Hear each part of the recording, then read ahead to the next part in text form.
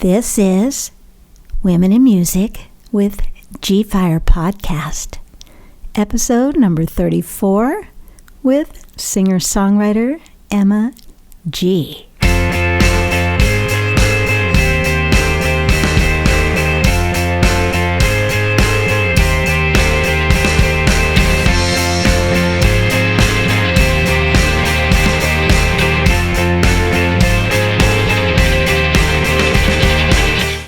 Where am I?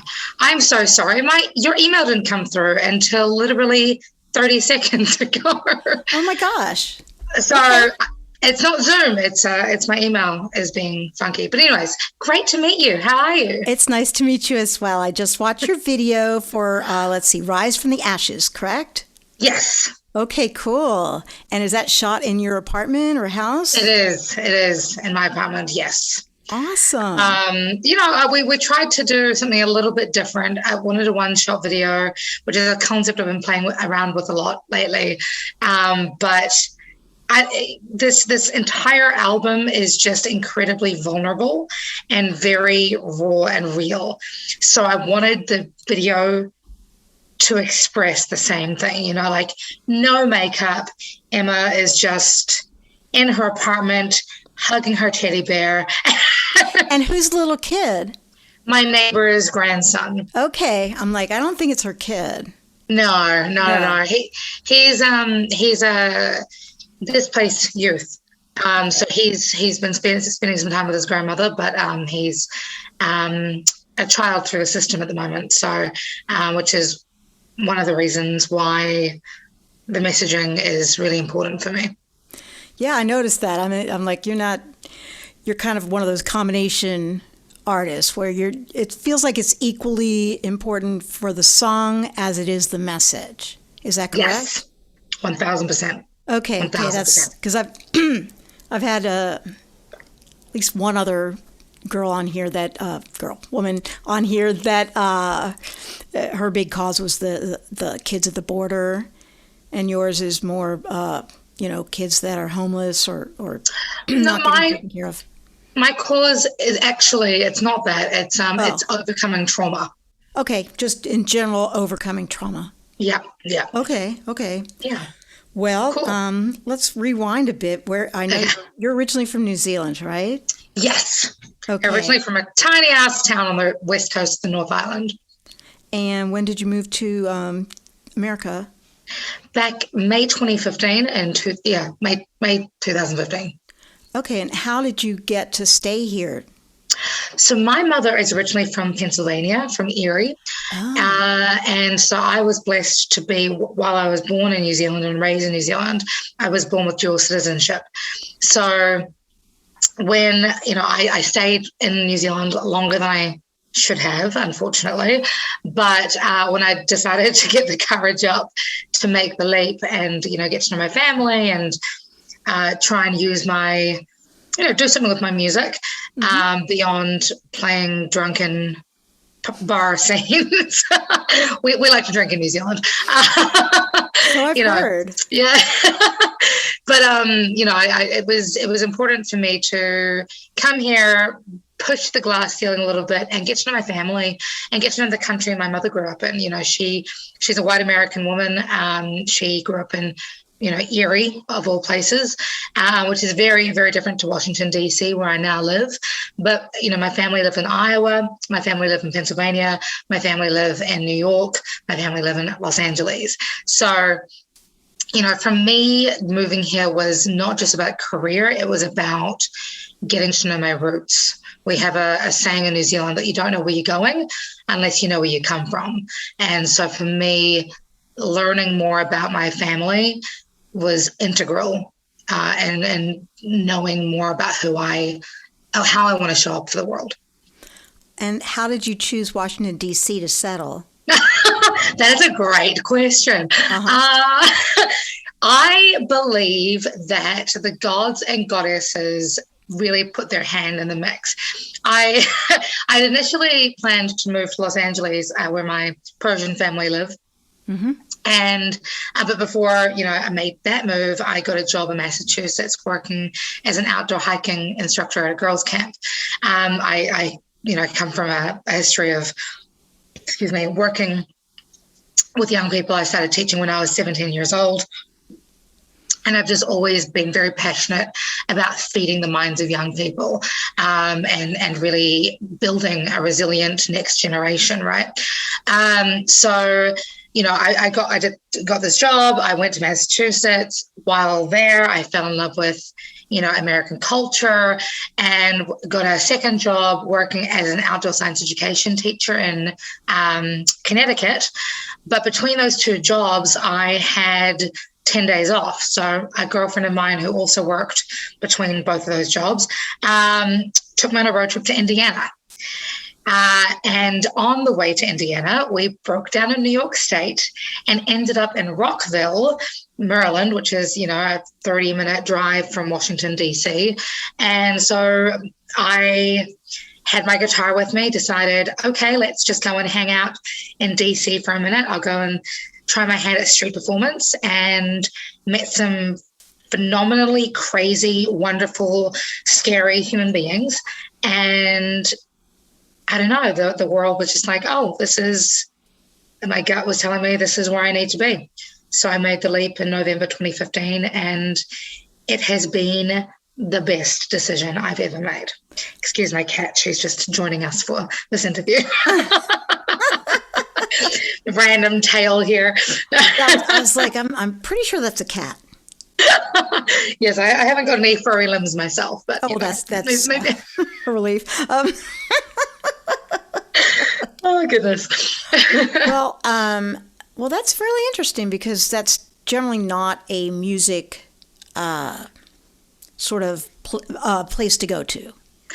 It's funny. People say that all the time. Right. When I tell people that I'm in DC, there is actually a beautifully diverse music scene here in the DC area. Obviously, I don't know if it's obvious for people who don't know, but there's the citywide official music of DC is something called go-go, which is a very percussive style of music. But it's got its name from the fact that songs would merge together. One song could last for 25, 30 minutes because people just keep going and going and going with the same sort of jamming flavor, rhythm, beat, But obviously, there's also a huge amount of R&B. Maya's from here, soul music, pop music. There's just a whole bunch of just beautiful, beautiful genres of music and very diverse scene here. In fact, I don't know if you heard, but today there was not today, maybe I think yesterday, one of a very famous producer passed away, called Chucky Thompson is his last name.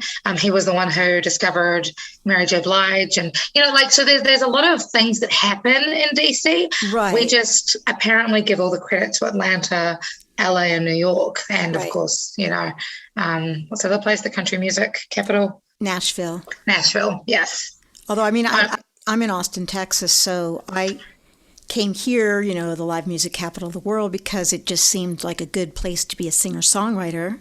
Mm-hmm. And I love it here. But Austin's brilliant. I have played many shows in Austin, and I just love it. Yeah. Fabulous. The vibe, the energy, just the people. It's beautiful. Well, do you want to go into any of your backstory? I mean, why you're such an activist? Sure. About it just seems like recovering from trauma in general. Yeah, sure. Because I don't want to just bypass that. That seems like part of your story. So let's at least get a little Cliff Notes version of it. Sure. I'm a very open book. You ask what you want to do, whatever moves you, whatever inspires you, whatever doesn't inspire you. And I talk too much, tell me to shut up. Well, that's totally fine. You're recovering. I know you had some brain surgery from an early age. Mm-hmm. So that's just a physical thing to have to recover from. But It seems like you've worked it out. Is that correct? Yes and no.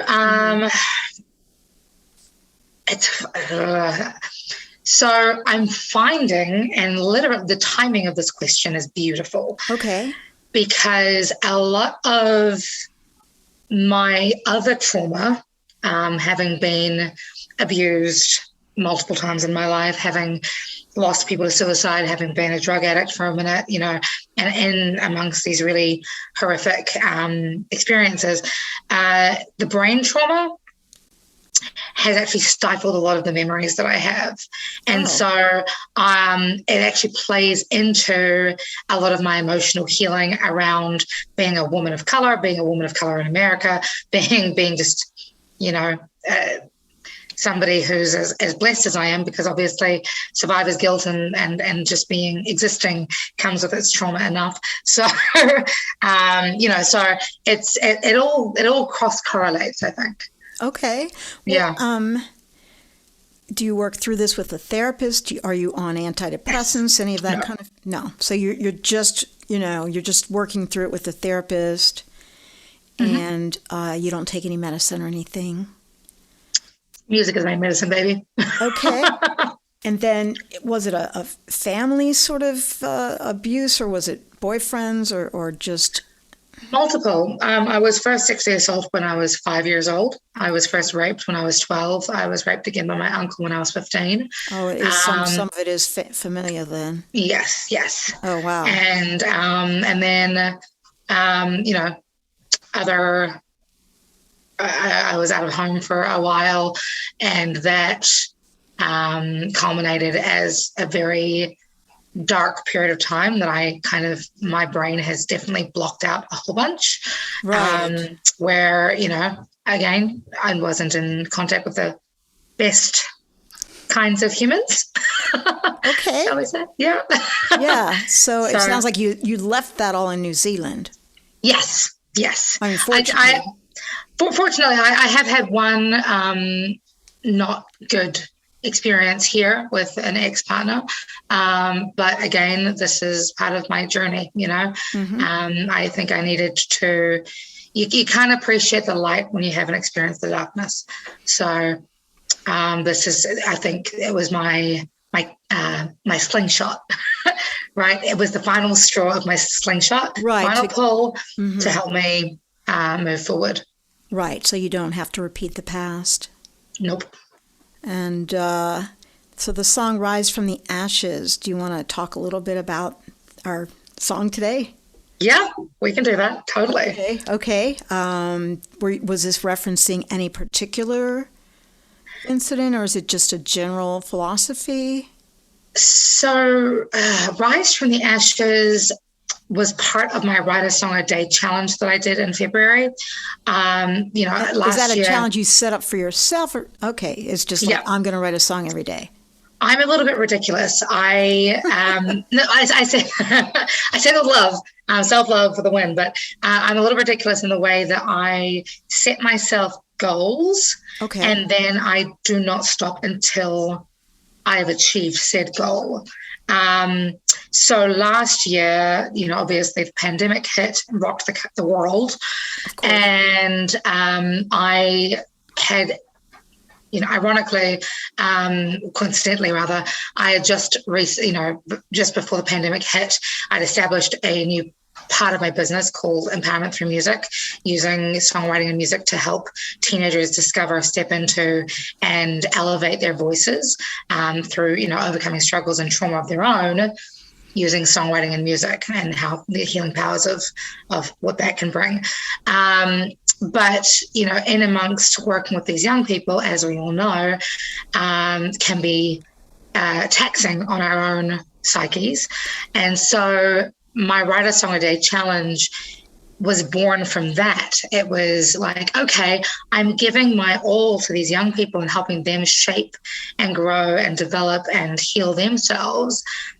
Why don't I take a little bit of a step back and do the same thing for myself?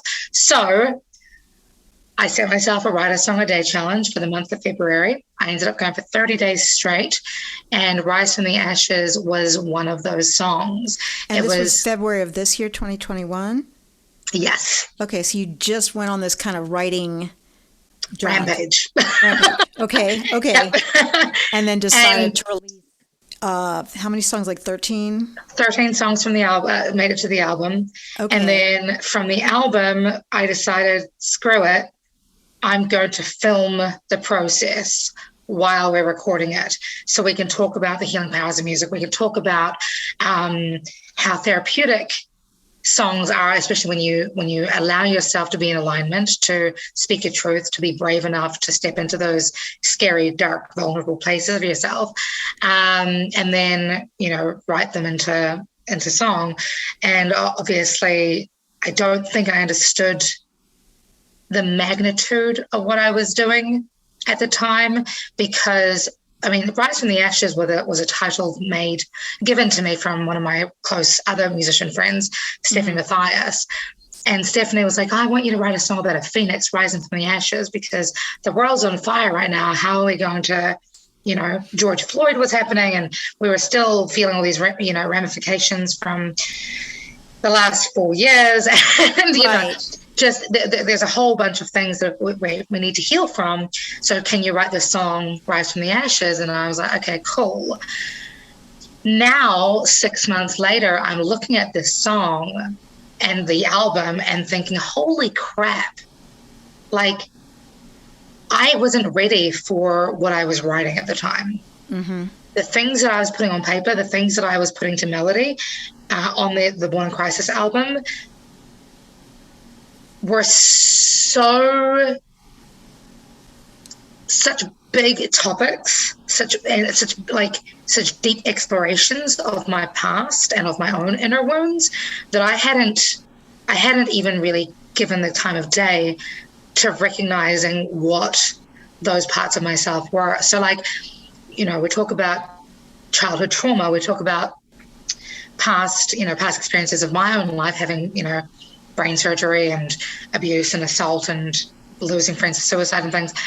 The lyrics in Rise from the Ashes are literally me giving myself permission to heal myself, to heal my 6-year-old child that doesn't trust anybody, to heal my inner 15-year-old who feels turned on and betrayed by our entire family, to heal the 25-year-old who was in an abusive relationship and trying to figure out how the hell did I get myself into the situation again. Right. You know what I mean? Like, why, we talk a lot about having grace with ourselves. We don't know how to practice that. I'm still trying to figure it out. We all are, I think. But Rise from the Ashes to me is about recognizing the answers we have are within us.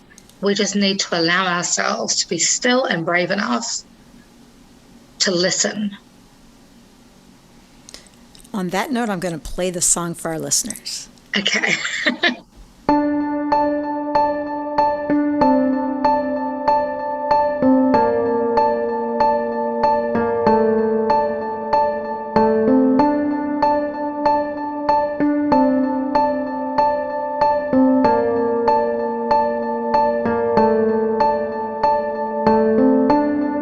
You thought you knew it all, and everything was certain, sitting high upon your throne, so comfortable, assertive. But chaos has a habit of testing who you are.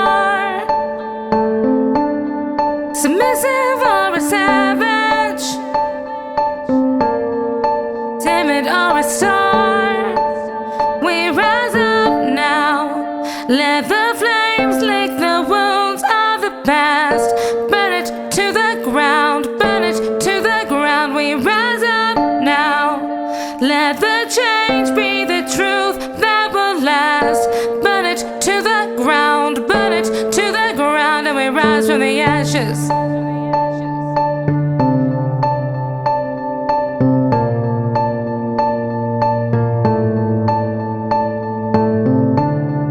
Leaning into faith, better with your cynic, try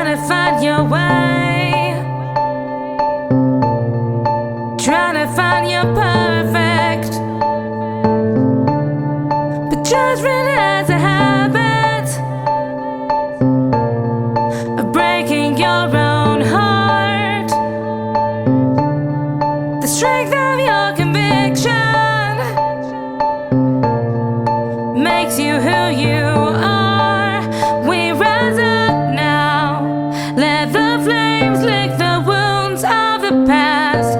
Burn it to the ground, burn it to the ground. We rise up now. Let the change be the truth that will last. Burn it to the ground, burn it to the ground, and we rise from the ashes.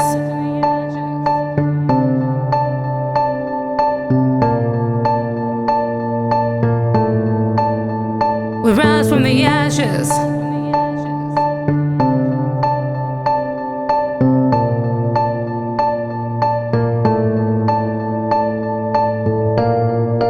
How do you wanna lead?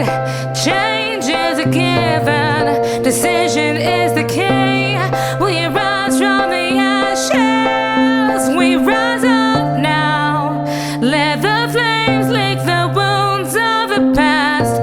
Burn it to the ground. Burn it to the ground. We rise up now. Let the change be the truth that will last. Burn it to the ground. Burn it to the ground. We rise up now. Let the flames lick the wounds of the past. Burn it to the ground. Burn it to the ground. We rise up now.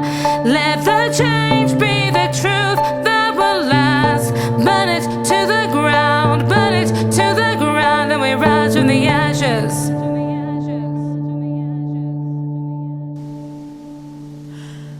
Okay, well, that is a beautiful song. Thank you. Lovely video. I knew it was your apartment. Somehow I was like, it has to be her own apartment. It just looks like that. And I don't walk around half naked around many other apartments, to be fair. It's the first time I have my booty on camera. I'm like, oh, this is awkward. Sorry. well, I mean, you're in shape, obviously. It's not something we don't want to see. Thank you. I've been very blessed. It's really like wearing a bathing suit. It's nothing. This is true. It's not over the top like some of these are. So it's funny. I lost 45 pounds since the beginning of the pandemic. Oh. So for me, like, again, sort of that whole healing oneself, I really want to hammer home the women are beautiful and can be beautiful without being sexualized. Right. And Because healthy. you're just kind of hanging out at your apartment. You're not, with some dude or some girl or anything. I mean, there's nothing really sexual about it. It's just, here I am. Hey, don't forget my teddy bear. My teddy bear is very much still there. I have a teddy bear too. Yay! I love it.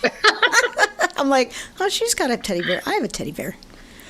In fact, my teddy bear is on my couch because sometimes I just lay on my couch and watch like Hulu or whatever I'm going to watch. And I just sit there with my teddy bear and watch my shows. Yeah. But now, production-wise, so you went right... It sounds like you just went right into the studio after you wrote all these things. Is that correct? Because we're only in August, so if you finished writing in February, did you just run into the studio in March? Or Pretty much. My producer, Flight Boy Music, has been my ride or die producer since 2016. And I say ride or die because I'm really lucky to have a number of creatives in my world who tolerate my ridiculosity.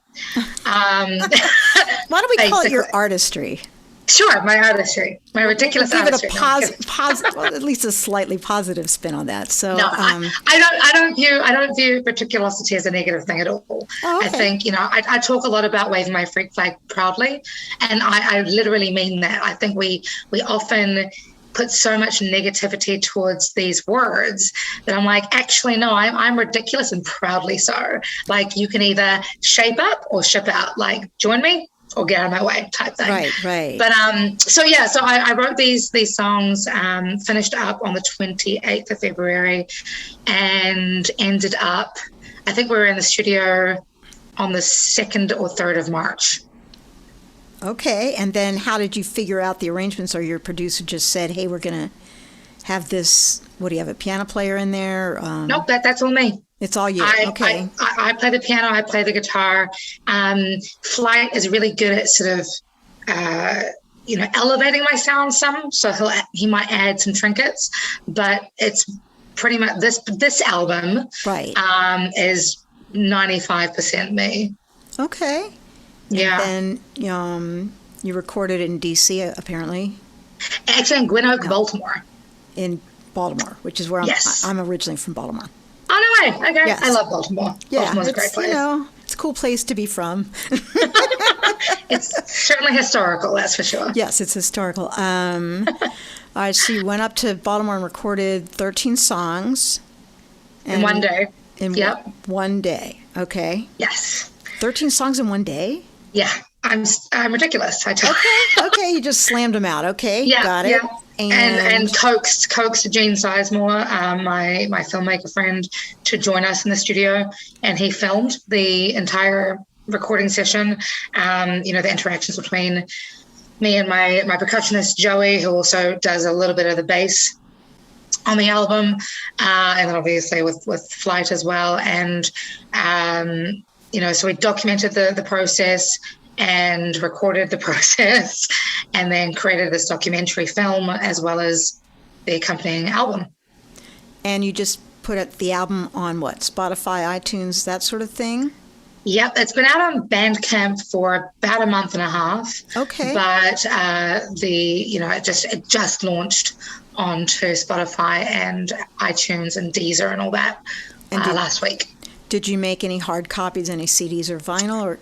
I have, yes. Okay. And because we released it 2 months ago, I have an online street team that I call the Hug Mafia, because Hug Life is better than Thug Life in my way of thinking. So, so for those in my Hug Mafia who want to buy a Mafia pack, which is basically free, they just pay for shipping and handling, they can order and they'll get some surprise goodies, which have been recently, including a copy of my hard copy of the Born in Crisis album. Yeah.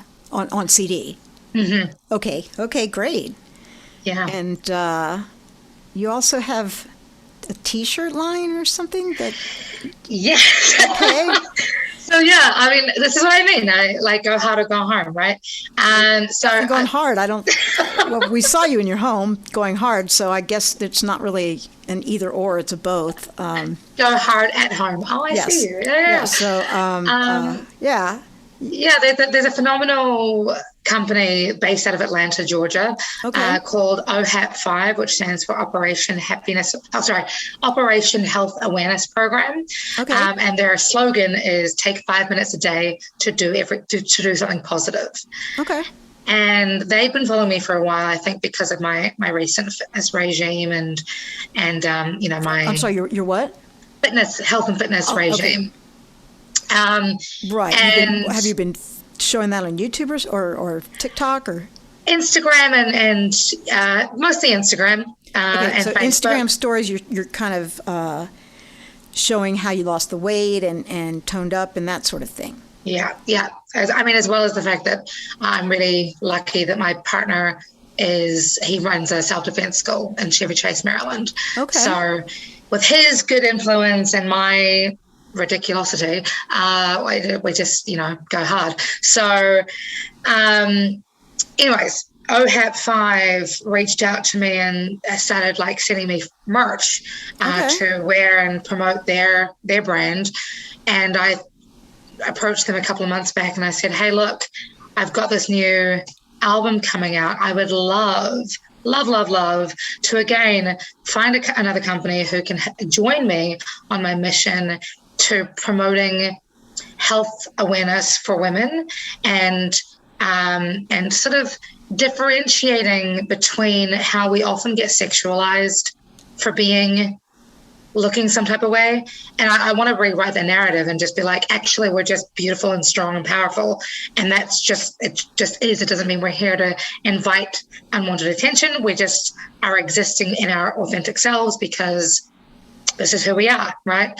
And Dornelius, who runs the company, was super on board, and that's why we're getting ready to launch the Rise from the Ashes T-shirt line, and that's the first of many. Okay, wow. You definitely have crossed a lot of platforms. So much kudos to you. That's pretty cool.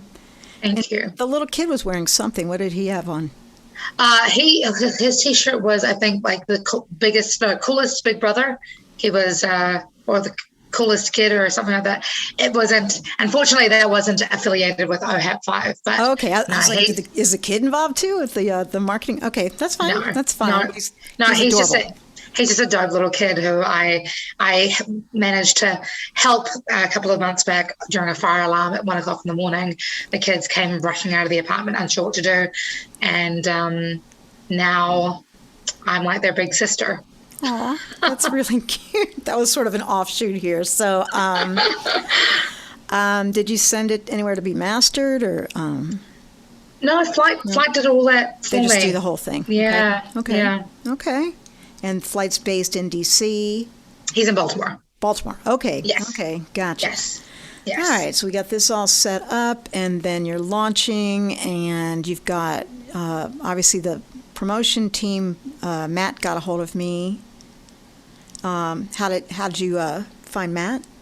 Matt was recommended to me from somebody on Clubhouse. Oh, really? All right. I put the app on there. I can't deal with it, but okay. I haven't, to be fair, I haven't been back on Clubhouse for about 3 months. It just got a little bit too overwhelming for me. It's a lot. I got on one call. I'm like, I just don't think this is for me.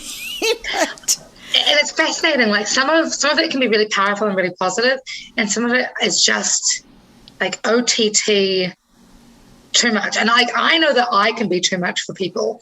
So for it to be too much for me, it's just like, nope. Yeah, I don't know. I'm sort of an introvert, so the idea of spending some extra spare time talking to people on this format, it just doesn't fit in with my way of being. But I'm glad you found somebody on Clubhouse. I'm glad that that's a positive story from Clubhouse. And You've been working with him for a couple months, or? Matt's been wonderful. He, it's interesting. As an indie artist, you kind of, there's a lot of juggling that needs to happen. You're not just working in your business as a creative and as a performer, but you forget to work on your business a lot of the time. And so being able to find someone like Matt who can help me on the more outreach stuff so that I don't have to worry about, emails all the time is really beneficial. And he's such a sweetheart, and he's so diligent and hardworking, and really strives to understand what I'm doing, because what I'm doing is not the normal direction of an artist, right? Right, because of so much of the trauma coach and all that stuff. It really is. It's like you're promoting two different things, basically. Yes. At the same time. But he seems to get it, because he sent me all the background on you and everything. I'm like, wow, she's busy. Now, do you have a day job? Are you still counseling kids? Oh, how are you able to record and hire a publicist and all that? Kickstarter, or is your I tried Kickstarter once. It wasn't kind to me. I don't know hard. if that's a job in itself, and I don't have the time for it. How am I funding things myself? Right. I do a lot of performance, a lot of gigging. I have a couple of clients, songwriting clients, and I'll be opening up some spaces on my books for a few more come September. Clients that you empowerment through songwriting. Okay, so you're doing empowerment coaching. Yes, empowerment coaching for teenagers specifically. Okay, so you get paid to be their counselor. Yeah, and it's not so much a counselor. I'm there as a mentor. Okay. So I did a couple of counseling papers back in New Zealand. However, I'm not a trained counselor. I am a youth worker. So my superpower is. My mentor calls me the teenage whisperer. So I help young people figure out their overwhelm Okay. and break it down into something simple, not simplistic, but just more manageable. Right. So Give that them we can, actual ways of coping that are, yes. Doable. Yes. And it's phenomenal. Like one of my clients, she's 16 years old. She does self-defense as well. And so a lot of our sessions are like teaching her about songwriting and music, and then how that can relate to, how the song structure could also be compared to when you're in the fight. Like the verses I describe as like you're shadow boxing in the verses. The chorus is like the knockout punch, and then the bridge can be considered like the kick to the groin, because Krav Maga, to finish the fight. And I can tell you've been doing what do they call it? Mixed martial arts. Right. So okay. And how do these folks find you? So that's what I'm in the middle of launching, relaunching my website. At the moment, that'll be live on the 1st of September. But at the moment, this will probably come out after that, because I tend to run about 2-3 months behind. That makes sense. Yeah. So if they go to, to Emma G Music. Okay, so what's your website? It will be emmagmusic.com. emmagmusic.com, and that's your catch-all website, right? And that's the best way to connect with all things Emma G. Yes. And, I'll be simplifying things like this. And this is, you're getting the very insider scoop, because nobody knows this yet. Okay. I like being on the inside. So the new direction that I'm taking is I'll be focusing more on the empowerment for music coaching. I will be still recording and releasing music, but with a bit of a more vulnerable edge to it, because this album has been so monumental for me that I want to keep on leading by example. We lead the change by example. Right. So the music will be a byproduct, but my main drive for the rest of this year, at least, is going to be around coupling my music with speaking engagements and motivational speaking, commissioned songwriting, and empowering young people through finding their own voices. So you really have created this business for yourself, combining music, and you're being a teen mentor, and some cool T-shirts, Yeah. That's pretty remarkable. It's a really entrepreneurship that could be a new business model for some people, Well, yeah, I hope so. I mean, I feel like one of the blessings of 2021 and 2020 and 2021 is that there are no limits now on what we can do and how we can exist and contribute to the world. Instagram influencers, people do that for a job. That's true. That's unheard of. It's 20 years ago. Tutorials than it is empowering teens. At least in my experience. Not that I'm against that, but for sure. Glad is it Emma G Music on Instagram as well? It is. It's Emma G Music on everything: Facebook, Twitter, YouTube, Instagram, even TikTok. Yeah, I can't get into TikTok at this point. I'm trying. I'm overwhelmed. It's like Clubhouse. It's too much. Yeah, it's a lot of plates, and I'm a classically trained musician, so I just like spending hours practicing, and I really don't feel like going and doing all the other stuff. You could film yourself practicing and put that on TikTok. I may, if it's something like that, I'll be like, yeah, I'm learning this Bach or this Mozart or whatever, and if I could put that up on TikTok, well, then I might be in. Yes, I feel like classical music is really making a comeback thanks to TikTok. Okay. I'm not a classical pianist I'm not a concert pianist or anything. I just enjoy learning the classics and letting that inform me as a singer-songwriter. Yeah. So that's awesome. Yeah. But that's really cool. That's me. But I love it. Well, is there anything we haven't covered that you want me to bring out about you? Because this is our first meeting. No, I'm so grateful that we could reschedule this. I thank you. Yeah. It's just, I've had to be so flexible with all the things that I do, whether it's singing lessons or being a singer-songwriter and putting concerts. I've been live streaming instead of doing live gigs, focusing on the podcast, because now I can reach anybody around the world. It's great. And That's cool. But the point is right.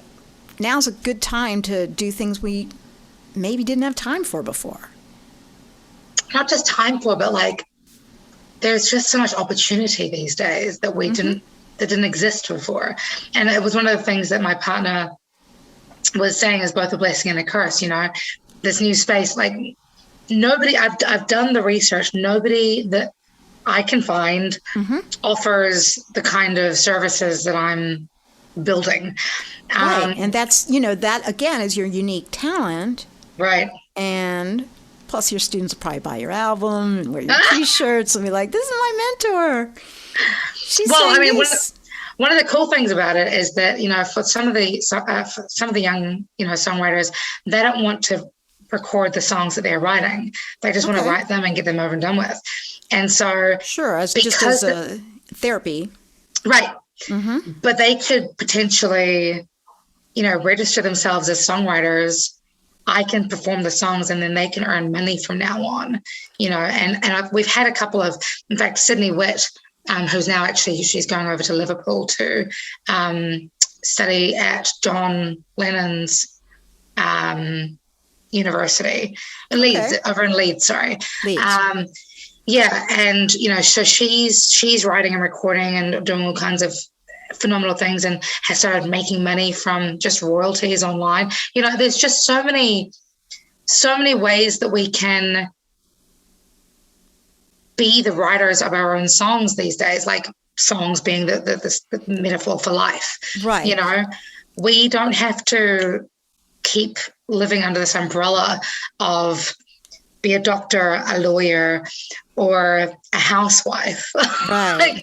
There's so much that we can do that we just haven't even thought about. And it sounds like you are a positive influence on these teens. I hope so.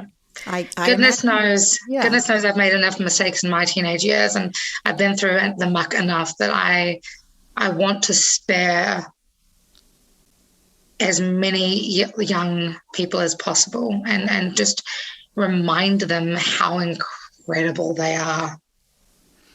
Yep. So that they don't have to repeat your mistakes. Yeah. Or make new ones. Well, they're going to make new ones. Of course they will. But, But they'll be better informed and they'll have, again, a positive role model in you that they may not have otherwise. And a wider toolkit, I think, I think, unfortunately, because we live in the technology age these days, things move so quickly that it's really difficult for a lot of parents to kind of keep up with new ways for young people to handle trauma and handle obstacles. The coping mechanisms we had 10, 15, 20 years ago have changed. I agree. You just have to adapt with the times. It's true. True. Emma G., it's been a total pleasure. Back at you. Thank you so much. I'll get a hold of Matt when we put this out. Like I said, it'll be in 2 or 3 months. Cool. And best of luck with your new launch of your website and your business, and of course with the album and your videos. So just keep on. This is great. Back at you. Thank you so much. I really appreciate your time. Quite welcome. All right. Take care. Bye-bye. You too. Bye.